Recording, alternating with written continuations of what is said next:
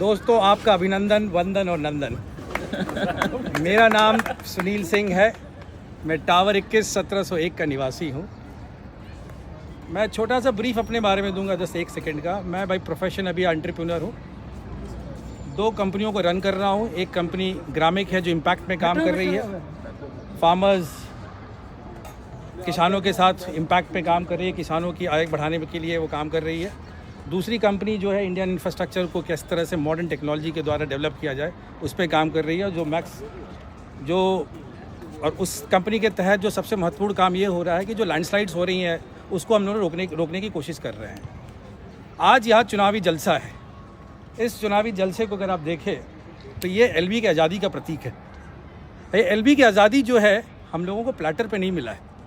पिछले 4 सालों में आपने देखा कि किस तरीके से हम लोग आगे बढ़े हैं, मगर जो ये आज़ादी थी उसके पीछे बहुत बड़ी प्रतिबद्धता थी, बहुत बड़ी कर्तव्यबद्धता थी। और AO1 में हम लोगों ने जिस तरीके से काम किया है उसी प्रतिबद्धता के साथ, उसी कर्तव्यबद्धता के साथ और उसी कमिटमेंट के साथ हम लोग फिर आ रहे हैं और उसी रिफॉर्मेशन को लेके यहाँ आ रहे हैं। मैं बहुत ज़्यादा नहीं बोलना चाहता हूँ, मैं सीधे अब एजेंडा पे आना चाहता हूँ कि हमारा इस बार जो कमिटमेंट है वो कुछ एस्पिरेशनल है, कुछ ट्रांसफॉर्मेटिव है।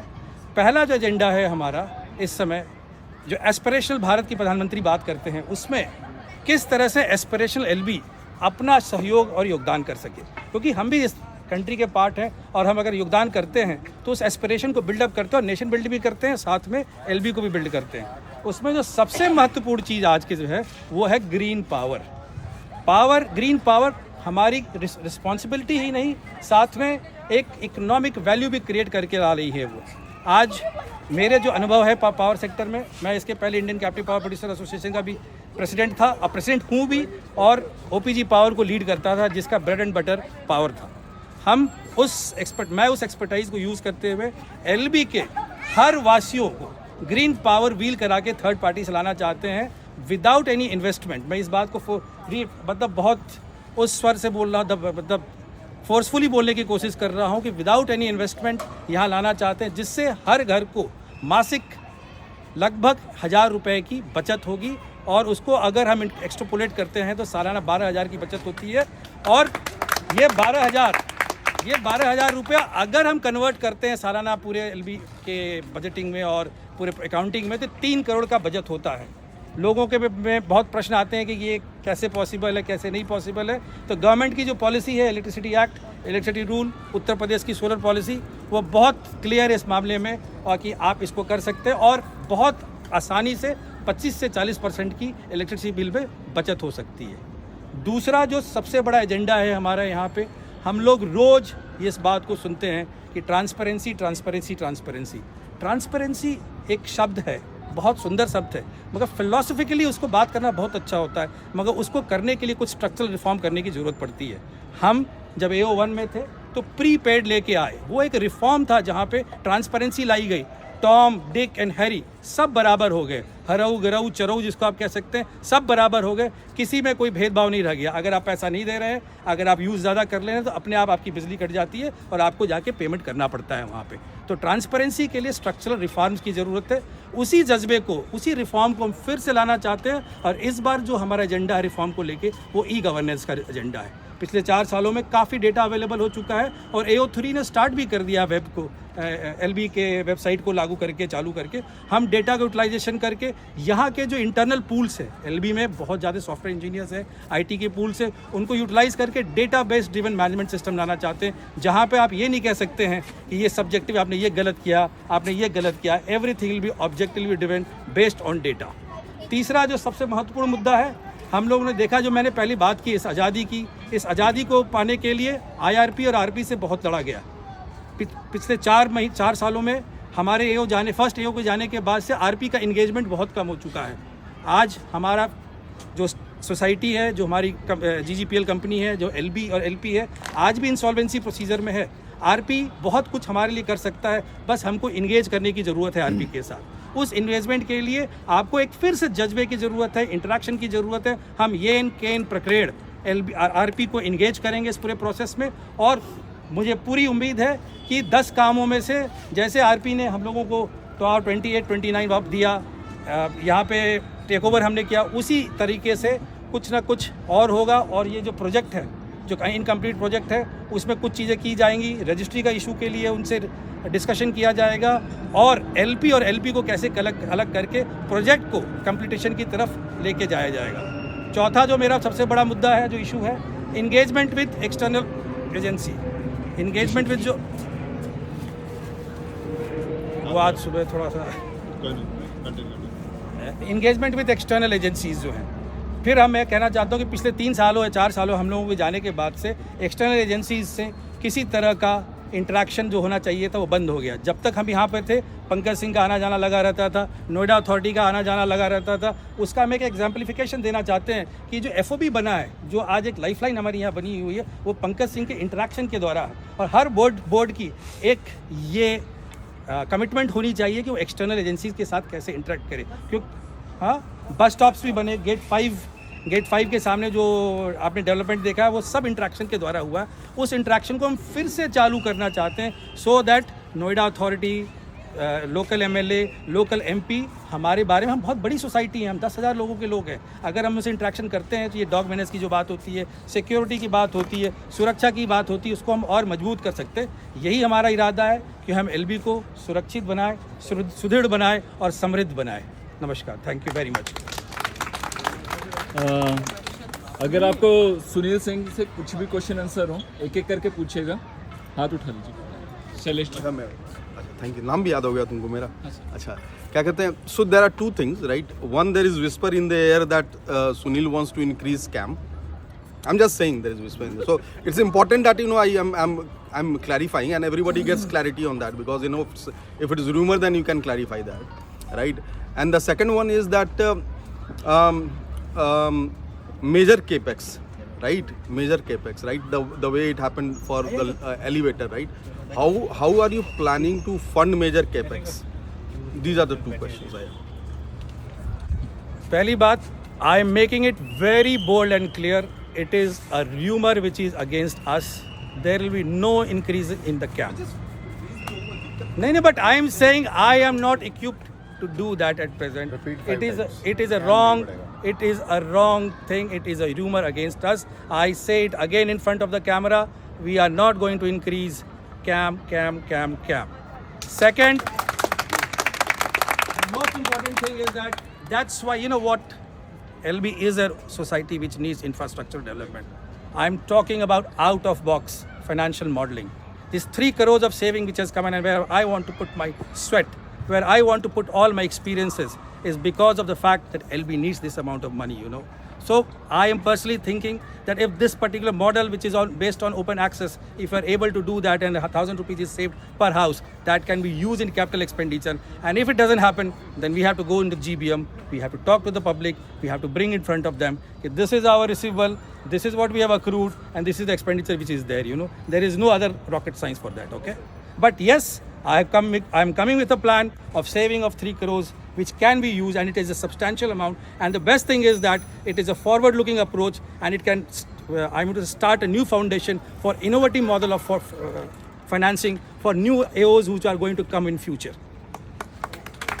Next question. 15 करोड़ का केपेक्स लगेगा और वो 50,000 रुपया हर घर से मैं लूंगा 2026 में और सारे तैयार रहे। मेरा एक क्वेश्चन है, 2 क्वेश्चन है। अभी हमने बात करी नोएडा अथॉरिटी के एंगेजमेंट की, तो इसमें 2 चीज़ें हैं। एक तो नोएडा अथॉरिटी रिलेटेड, एक आपने जो फॉरवर्ड लुकिंग अप्रोच की बात करी है। भाई मुझे लाइव कर रहे हो तो कोई लोग सोचेंगे ये कर, लेकिन ये मेरा बिल्कुल स्पॉन्टेनियस क्वेश्चन है। एक तो हमारे स्ट्रक्चर ऑडिट की बात चल रही है। एक गुड़गांव की पैराडाइजो सोसाइटी में एक बहुत बड़ा हमको पता इंसिडेंट हुई है लास्ट ईयर, ठीक है, इसमें लोगों का मेहनत की कमाई सारी चली गई। तो एक तो वो स्ट्रक्चरल ऑडिट, मुझे लगता है कि हमें अगर ऐसा कुछ प्लान है तो आप प्लीज़ उस स्ट्रक्चरल ऑडिट को नोएडा अथॉरिटी ने वेंडर्स अपने, तो अगर वो हो सकता है सोसाइटी के लिए वो। और दूसरी चीज़, आपके इस ओपन एक्सेस मॉडल पे, जब ओपन एक्सेस मॉडल की हम बात कर रहे हैं तो LB was launch as a green project, तो I think that is what we are aiming for, green energy. तो क्या इसी ग्रीन एनर्जी पे क्या, ऑल्दो मुझे नहीं पता ये 1 साल का प्रोसेस है, like metro it is selling the carbon credits, तो क्या LB उस दिशा में जा सकता है? मतलब हाँ, सर किसी चीज़ की जो शुरुआत होती है ना वो पहले स्टेप लेने से होती है, बीज आपको डालना पड़ता है। मैं यहाँ पे सोच के साथ नहीं आ रहा हूँ, मैं एक प्लान के साथ आ रहा हूँ। ये जो ग्रीन पावर है ये मॉडल इस्टेब्लिश मॉडल है। इस समय बुंदेलखंड में जनरेटर्स लगे हुए हैं, वो ओपन एक्सेस में इंडस्ट्री को पावर दे रहे हैं। इंडस्ट्री को ही केवल पावर नहीं दिया जाता है, अगर आप एक्ट देखें तो एक्ट बहुत क्लियर बोलता है बल्क यूज़र्स को आप पावर दे सकते हैं। बल्क यूज़र का मतलब ये होता है 1 मेगावाट एंड अबव। एलबी बहुत बड़ी सोसाइटी है, यहाँ पे 10 मेगावाट का लोड की ज़रूरत है।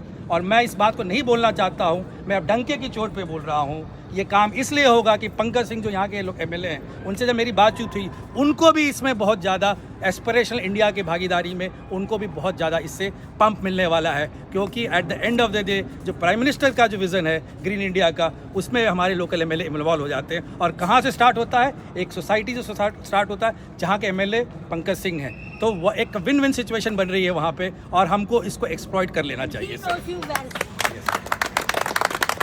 This is what we call a vision. दूसरा कार्बन क्रेडिट एक बहुत छोटी सी चीज़ है साहब, वो हो सकता है जनरेटर ले ले, चाहे हम ले ले या हम उसको डिवाइड कर ले, we will, that is all about negotiation. But important चीज़ क्या है इसमें कि हमारे जो बच्चे यहाँ बड़े हो रहे हैं ना, जो 2040 अमृत काल में जो प्रधानमंत्री विज़न अब गवर्नमेंट विज़न कर रही है, उसका पार्ट बनने जा रहे हैं उस पार्ट के, कि वो बड़े मतलब गर्व से कह सकते हैं, सीना चौड़ा हो के कर सकते हैं कि हमारे यहाँ जो पावर आ रही है वो ग्रीन पावर आ रही है। ये अपने आप में एक नई शुरुआत की सोच की शुरुआत है यहाँ से। So this will be the first step for zero discharge LV, zero waste. Exactly. Any more questions? Yeah, I have a question. Sir. I'm Devashish Chaudhary from Tower 28. I've been staying in Lotus Boulevard for the last 2 years. I have a question to you, Mr. Sunil. I see an aging population in Lotus Boulevard. What are your plans for them? Sir किसी भी समाज में without बड़ों का ध्यान दिए आप उस समाज की उन्नति नहीं कर सकते हैं। तो मैं मनाली के साथ इसके मैं बहुत वर्किंग कर रहा हूँ कि किस तरह से वेलफेयर जो एल्डरलीज़ हैं उस एसोसिएशन को बनाया जाए, और बिपरासी जैसे अस्पताल जो बिपरासी जैसे अस्पताल हैं यहाँ पे, उनको यूटिलाइज़ करके जो फर्स्ट सर्विसेज जिसको कहते हैं इमरजेंसी सर्विसेज बोलते हैं, वो उसकी तैयारी की जाए। और साथ में फिर वही लोकल अथॉरिटीज़ को इंगेज करके, कंसीडरिंग कि यहाँ बहुत बड़ी पॉपुलेशन है, कुछ ऐसी सुविधा की बात की जाए जिससे एजिंग पॉपुलेशन को इमीडिएट रिलीफ, हेल्प और सपोर्ट मिल सके। ये प्लान पे किया जा सकता है। मैं सोच के नहीं आया था इसके विषय में, मगर आपने जब इस प्रश्न को किया है तो मुझे अभी जो तुरंत दिमाग में आ रहा है कि ये 2 चीज़ किया जा सकता है यहाँ पे। Thank you very much. But Just to add to that, accessibility, right? Accessibility, if you look at the way the society is designed, it's very accessible, right? Okay, so that is one thing, it's already built in the design of the society, right? But there are places later on when the modifications were done, right? Probably somebody was not thinking about it from an accessibility perspective. I faced that problem when I had to carry my mother in wheelchair, right? During in the basement, I had to get that corrected and all, right? So I think we should keep that in mind when we are doing any kind of modification to the infrastructure. Sir principally जो हम लोगों अगर हम आते हैं और हमारे साथ के जो लाइक माइंडेड लोग आते हैं, तो मेरी जो सोच है कि जो लेआउट था ना वो बड़ा साइंटिफिकली डिज़ाइंड था यहाँ पे, उससे कोई खिलवाड़ नहीं करना चाहिए। अगर जो खिलवाड़ कर रहा है वो कहीं ना कहीं प्रॉब्लम क्रिएट कर रहा है। पहली एओ में भी हम लोगों ने स्ट्रक्चर लेआउट से कोई खिलवाड़ नहीं किया, फॉर्मेट बाहरी लेआउट से कोई खिलवाड़ नहीं किया, और गोइंग फॉरवर्ड भी जो भी इम्प्रूवमेंट होगा, जो लेआउट बनी हुई है उसी के द्वारा उसी के अंदर किया जाएगा। Exactly. There will be nothing which is going to be against the prescribed layout which has been approved by Noida Authority. I am very clear on that. Can I add on this? Yeah, sure, please go ahead. So,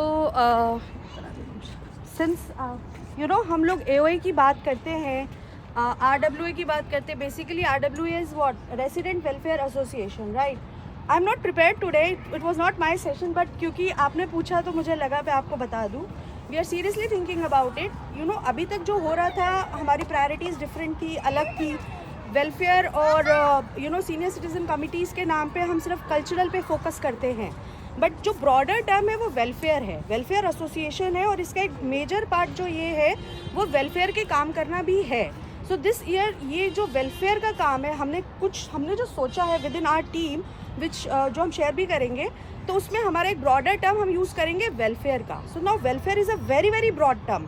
senior citizens को जो आपने बोला या जो करना है वो एक पार्ट होगा उसका. इसके अलावा हमारी सोसाइटी में सिंगल पेरेंट्स हैं, विडोज़ हैं और स्पेशली एबल्ड चाइल्ड है. बहुत सारी ऐसी चीज़ें हैं जो अब एज अ सोसाइटी हम इतने इवॉल्व हो चुके हैं कि हम उनका ध्यान रख सकते हैं. अभी तक हमारी प्रायोरिटीज़ थी किसी की गलती भी नहीं है, प्रायोरिटीज़ थी हम फायर फाइटिंग कर रहे थे. इधर आग लगी इधर पानी डालो, इधर आग लगी इधर पानी डालो.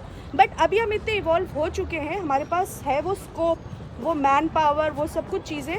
तो हम वेलफेयर पे एक्चुअली में बहुत मेजरली काम करेंगे इस साल moving forward.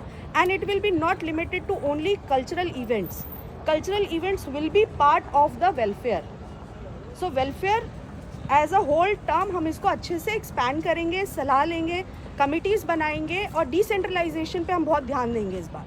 Decentralization of power. It's again to add what all these guys have said. हम उस पर भी काम करेंगे. तो अगर हम senior citizens to answer your question sir, अगर हम उस पर काम करेंगे तो हम आपसे ही बात करेंगे क्या होना चाहिए, बिकॉज आपसे बेटर कौन बता सकता है. तो हम आपसे ही बात करेंगे, आपसे पूछेंगे and then the committee will be empowered to take decisions along with AOA. कब तक हम 9 लोगों पे डिपेंड नहीं रह सकते, हमें आगे मूव ऑन करना ही पड़ेगा.